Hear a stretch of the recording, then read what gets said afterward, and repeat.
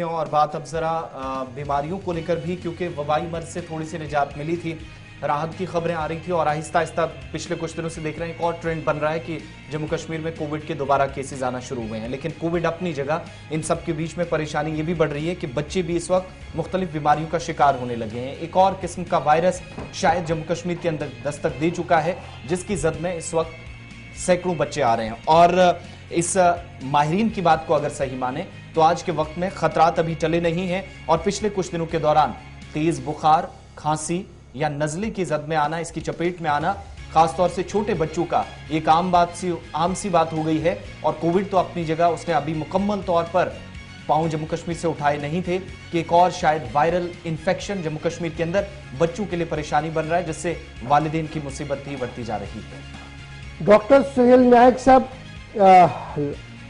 हमारे साथ इस वक्त ज्वाइन कर चुके हैं।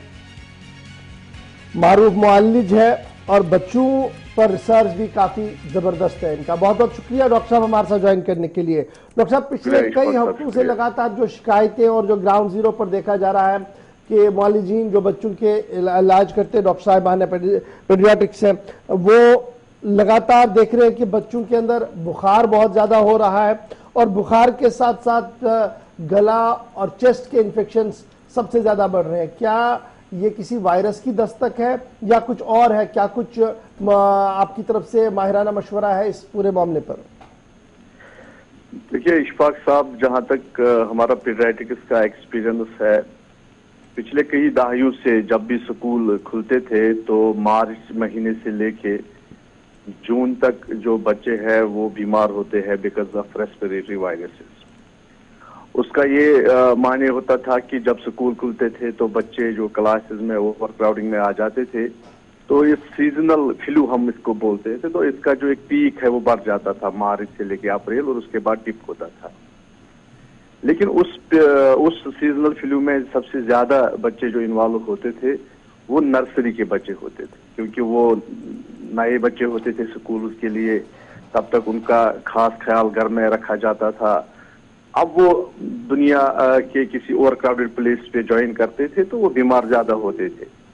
इसीलिए इस टर्म को साइंस में हम नर्सरी ईयर इन्फेक्शन बोलते थे। हम ये बोलते थे कि जैसे ही आप नर्सरी में बच्चे को डालोगे तो उस साल यानी पहले साल उसको बहुत से वायरसेस के इन्फेक्शन होंगे, क्योंकि ये जो सीजनल वायरसेस है, influenza, parainfluenza, adeno, metapneumo viruses, बहुत से वायरसेस है और उनके सेरोटाइप्स भी बहुत है। चुनाच घर में इस बच्चे को एक्सपोजर नहीं हुआ है, इसका इम्यून सिस्टम इनको रिकॉग्नाइज नहीं कर रहा है, तो पहले साल इसको सीरीज ऑफ या चेन ऑफ इन्फेक्शन होता था।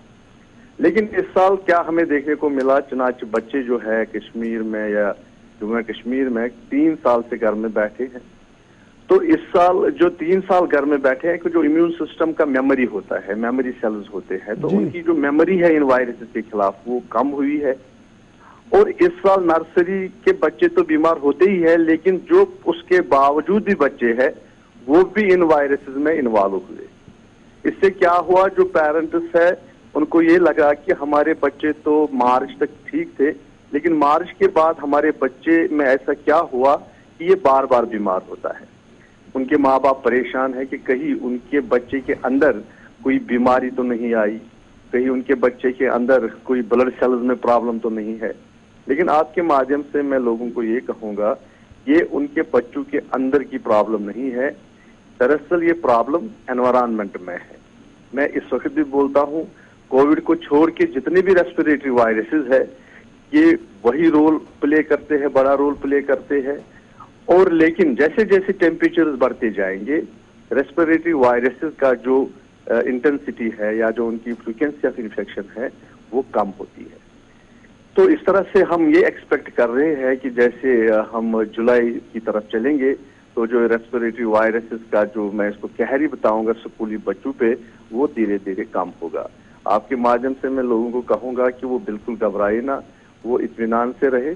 बच्चों को 5-6 बार इन्फेक्शन होंगे इस साल, क्योंकि ये उनकी इम्यून सिस्टम की जो है अपग्रेडेशन चल रही है। तो डॉक्टर साहब, नॉर्मल अलामात इनको माने, जो बुखार या नजला या किसी भी तरीके से अगर परेशानी से गुजरता है बच्चा? जी जी, क्या बोले आप? नॉर्मली ही इनको सिर्फ अलामात माना जाए या फिर कोई शदीद खतरा लाहक है? जब भी किसी बच्चे को इस तरह की बिल्कुल। तकलीफ हो? देखिए, लोगों को ये समझना है कि जितने भी रेस्पिरेटरी वायरसेस है जी, आपने कोविड को भी देखा कि बच्चों में कोविड का भी खास वो असर नहीं रहा। जितने भी रेस्पिरेटरी वायरसेस है बच्चों में, ये हमेशा सेल्फ लिमिटिंग इलनेस होती है।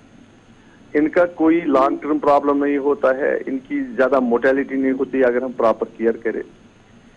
माँ बाप को ये जहन में रखना है ये सेल्फ लिमिटिंग इलनेस है, लेकिन 5-6 दिन फैमिली में तो डिस्टर्बेंस आ ही जाता है। जब घर में बच्चा बीमार होता है तो हम ये बोलते हैं कि वो पूरी फैमिली बीमार है। हमारे लिए तो ये वायरल इन्फेक्शन है, लेकिन फैमिली के लिए जब बच्चे का बुखार 101, 102, 103 चला जाता है जी, वो फैमिली ही कोलैप्स हो जाती है उस वक्त।